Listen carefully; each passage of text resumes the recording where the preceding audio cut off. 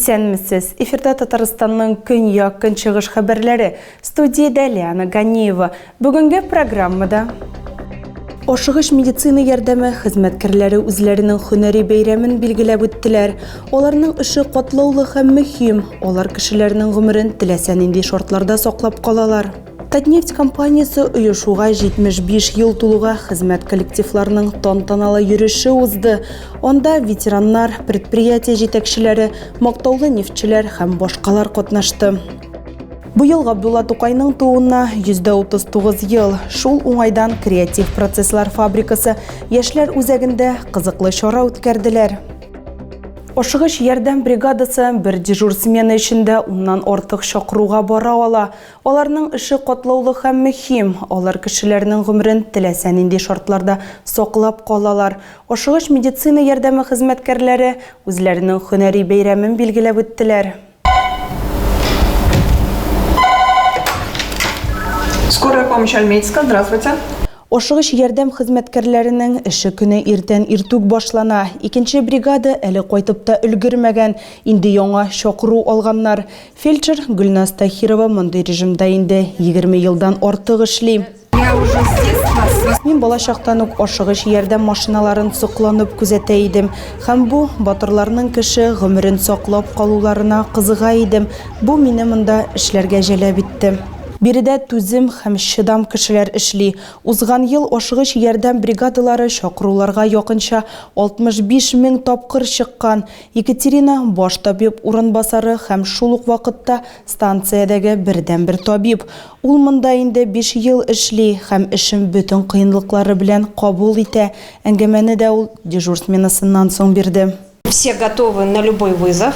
Барлык чакыруларга да әзер булырга кирәк, чөнки кайсы чакыруның нәрсә белән тәмамланасын алдан белеп булмый. Температура дип чакыралар, әндә авыр үпкә ялкынсынуы һәм сулыш җитешсезлеге булып чыга. Реанимация анда авырларның бөтен төрләре була. Син бөтен нәрсәне күрергә мөмкинсең. Миңа хәрәкәт булган вакытта, конкрет ярдәм күрсәтеп эшләгән вакытта ашый. Син ярдәм итәсең, алып барасың, реанимация ясыйсың, кирәк булсам.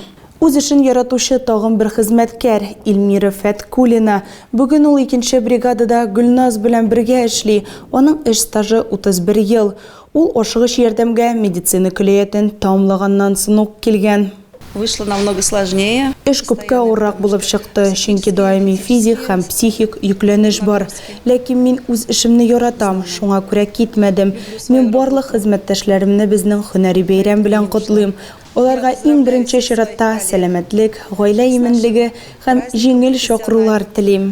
28 апрельдә Ошыгыш медицина ярдәме хезмәткәрләре үзләренең һөнәри бәйрәмнәрен билгеләп үтте. Һәр көнне Әлмәт Ошыгыш ярдәм станциясе якынча 250 чакыру кабул итә. Бүген монда 13 бригада һәм 200дән артык хезмәткәр эшли. Алар көн саен кешеләрнең гомерен саклап калалар. Нефтчеләрнең хезмәт коллективлары драмтеатрдан алып Каракүз скверына кадәр үттеләр. Әлеге парад Татнефть компаниясенең 75 еллыгы уңаеннан оештырылган бәйрәм чараларының бер өлеше булды. Компания хезмәткәрләре белән бергә урамнарга мәгариф, фән, сәламәтлек саклау, торак коммуналь хуҗалык һәм транспорт тармагы хезмәткәрләре дә чыкты. Нефтчеләрнең хезмәт коллективлары шәһәрнең үзәк урамына чыкты. Күпләрнең кулларында Советлар Союзы геройлары һәм социалистик хезмәт геройлары булган. Күренекле хезмәттәшләренең портретлары иде. Колонна сугыш елларының иң мәҗбүр җырларының берсе астында хәрәкәт итте.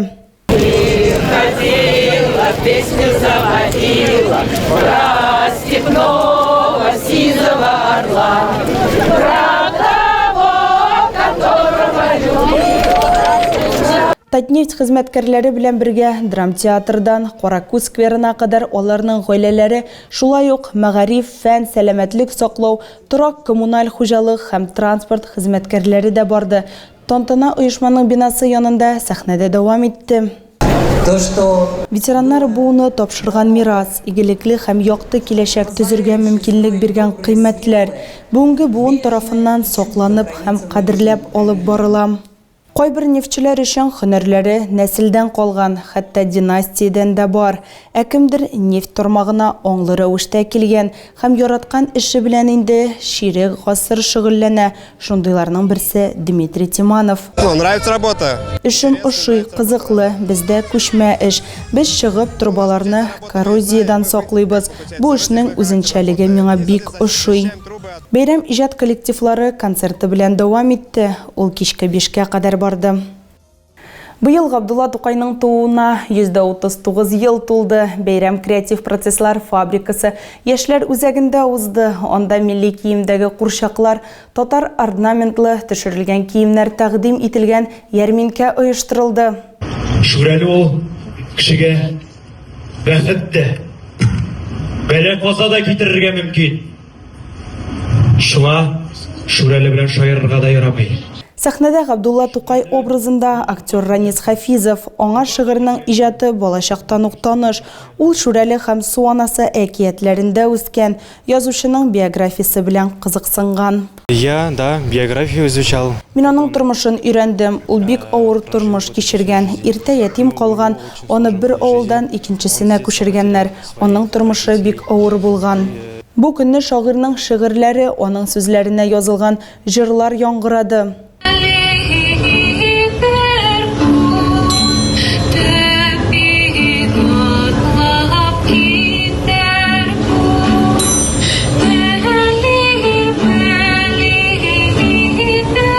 Урамда милли киемнәрне биючеләр һәм худолистлар тәкъдим итте.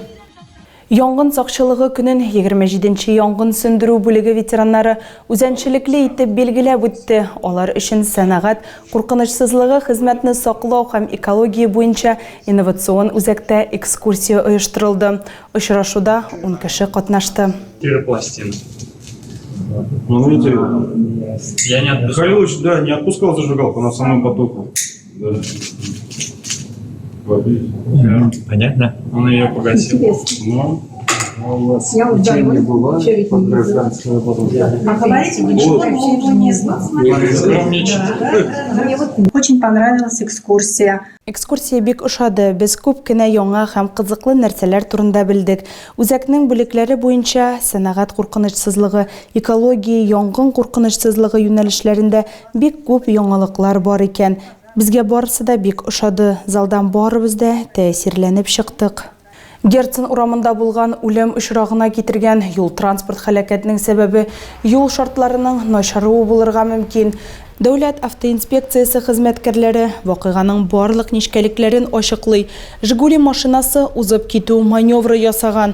Шаһитлар сүзләренә караганда, шул вакытта автомобиль идарәсен югалтып баганага бәрелгән. Олган җәрәхәтләрдән 36 яшьлек ир-ат ашыгыч ярдәм машинасында вафат булган. Бүгенге балалар дөньяны ничек үзгәртә һәм яңа буынның нинди идеяләре бар? Бу хакта һәм тагын башка кызыклы темалар турында Digital Kids подкастында. Бу фәндә, иҗатта, спортта яки җәмәгать тормышында уңышка ирешкән сәләтле балалар белән әңгәмәләр циклы. Проектның үзенчәлеге алып баручыларның да балалар булуы. Һәр чыгарылышта тамашачыларны кызыклы тарихлар, тормыш, хыяллар һәм казанышлар турында сөйләшүләр көтә. Подкастны сишәмбе көннәрдә 14 сәгать 30 минутта карагыз. Тогыда күбрәк яңалыклар һәм тапшырулар белән безнең сайтта таныша аласыз. Без социаль челтәрләрдә дә бар. Хәбәрләр юллагыз. Бүгенгә менә шулар. Мин сезнең белән сау булашам. Исән, имин булыгыз.